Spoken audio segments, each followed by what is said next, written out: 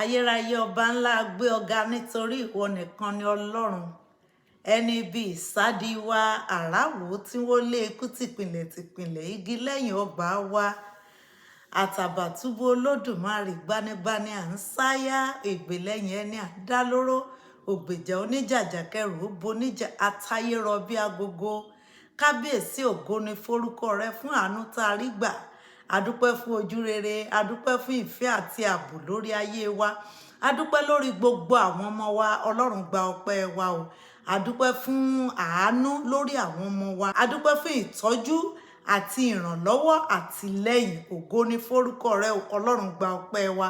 Ìrànlọ́wọ́ aláìlénìyàn, ọba ńlá atayérọ bí agogo, ìjìnlẹ̀ nínú àwọn ọ̀run, ọba tó lọ kọrin kése, atófiṣẹ́ ogun rán, adàgbà má tẹ̀pá, arúgbó láéláé, aṣáájú ogun lálọ, akẹ́yìn ogun lábọ̀, ọba títí láéláé, ọ̀kan lánàá, ọ̀kan lónìí, ọ̀kan títí ayérayé àìnípẹ̀kun, asọ̀rọ̀ má tàsé, oníṣẹ́ elétí gbáròyé ènìyàn, ọba tá a pè ní àjò tí ń jẹ́ni nílé, ọba tá a pè ní kọ̀kọ̀ tí ń jẹ́ni ní gbangba, àṣírí Olódùmarè, ikọ̀ ọba ọ̀run, ògo ni forúkọ rẹ o.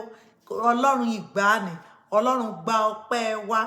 Ayérayé lónìí a gbàdúrà fún àwọn ọmọ wa níbikíbi ìyówù kan wà lórígun mẹ́rẹ̀ẹ̀rin àgbáyé lórúkọ Jésù.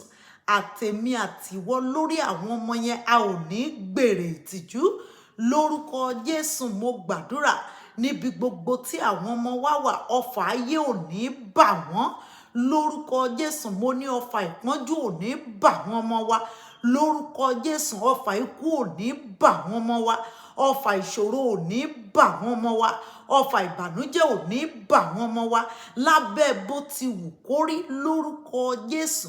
Gbogbo ibi tí Sátánì lúgọ sí dà wọ́n ọmọ wa, wọn ò ní gbabẹ̀ kọjá lórúkọ Jésù. Gbogbo ibi tí Sátánì lúgọ sí dà wọ́n ọmọ wa, wọn ò ní gbabẹ̀ kọjá lórúkọ Jésù. Mo gbàdúrà lórí àwọn ọmọ yẹn lórúkọ Jésù. Gbogbo àwọn ọmọ wa níbi tán wà lórúkọ Jésù, ogun ò ní jà wọ́n lórúkọ Jésù. Ìdààmú ò ní jẹ́ tiwọn níbi gbogbo tí àwọn ọmọ wa wà lórúkọ Jésù.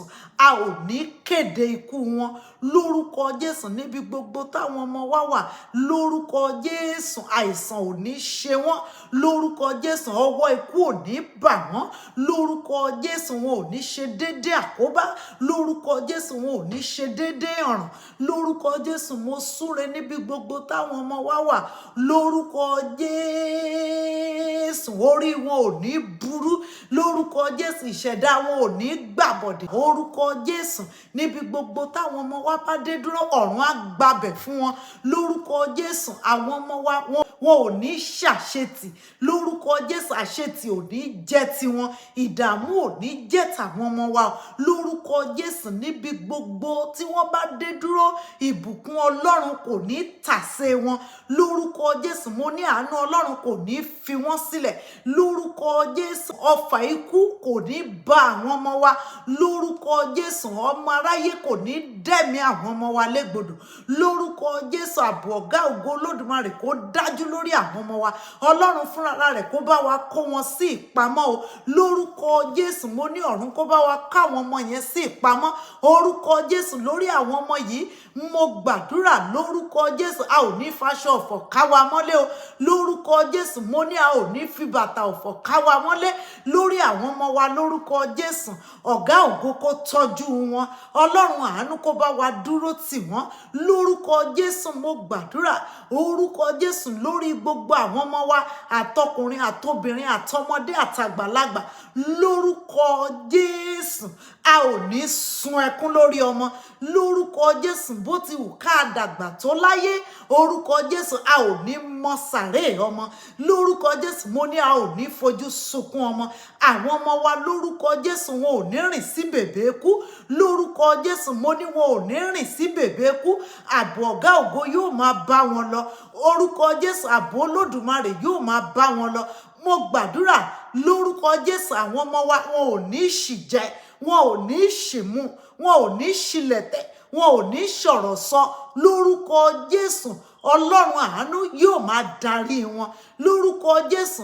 Mo gbàdúrà wọn ò ní gbẹ́sẹ̀ sínú ìparun lórúkọ Jésù. Gbogbo àwọn ọmọ wa níbikíbi tán wà lórúkọ Jésù, ọfà mọ̀ọ́mọ̀, ọfà ṣèèṣì, ọfà mi ò mọ̀ lórúkọ Jésù kò ní bá àwọn ọmọ wa. Ibi tí Sátánì lúgọ sídè wọn lórúkọ Jésù wọn ò ní gbabẹ̀ kọjá. Gbogbo ẹnikẹ́ni tó bá ní àyàfi kóun rẹ́yìn àwọn ọmọ wa lòun tó máa ní ìsinmi, orúkọ Jésù lónìí kó rẹ́yìn agbára bẹ́ẹ̀. Gbogbo agbára lórúkọ Jésù tí ò sí ní abẹ́ Kristi tó bá lóun máa rẹ́yìn ọmọ èmi àti rẹ lónìí lórúkọ Jésù, agbára Olódùmarè kó rẹ́yìn agbára bẹ́ẹ̀. Lórúkọ Jésù kó parí ogun bẹ́ẹ̀. Lórúkọ Jésù, mo ní orúkọ Jésù kó pa ogun bẹ́ẹ̀ lẹ́nu mọ́. Orúkọ Jésù, a gbàdúrà fún gbogbo àwọn ọmọ wa o. Orúkọ Jésù kó pàṣẹ ìrọ̀rùn sínú ayé wọn. Orúkọ Jésù kó fún wọn ní àlàáfíà. Jẹ́ kí ọkàn wọn kí ó balẹ̀, àánú wọn kí ó ṣe ọ́. Ọlọ́run bá wa tọ́jú wọn, Ọlọ́run bá wa tì wọ́n lẹ́yìn, ojú má jẹ́ ó tì wá lórí wọn. Orúkọ Jésù, a gbàdúrà wa bí òbí, má jà jẹ̀bi lórí wọn, má jà gbèrè ìtìjú. Ọlọ́run kó ràn wá lọ́wọ́ o. Lórúkọ Jésù, àwọn ọmọ yìí má jẹ́ ó ṣòro tọ́ fún wa. Lórúkọ Jésù, ṣe ni kó bá wa tọ́ wọn, kó ràn wá lọ́wọ́, kó rán ìrànlọ́wọ́ sí wa ká lè gbé ọ̀gá o. Jésù Olúwa wa, àmín, àmín, àmín. Lórúkọ Jésù yóò dára fún wa. Gbogbo àwọn ọmọ wa ni yóò yàn tí yóò yanjú lórúkọ Jésù. Ẹ jẹ́ ká rí i pé a gbàdúrà yìí ká fi ránṣẹ́ sẹ́lòmíì. Èmi náà ni olólùfẹ́ yín, Lady Evangelist Bọ́láńlé Ọlátòbí Ọlọ́filóyè. God bless you. Amen.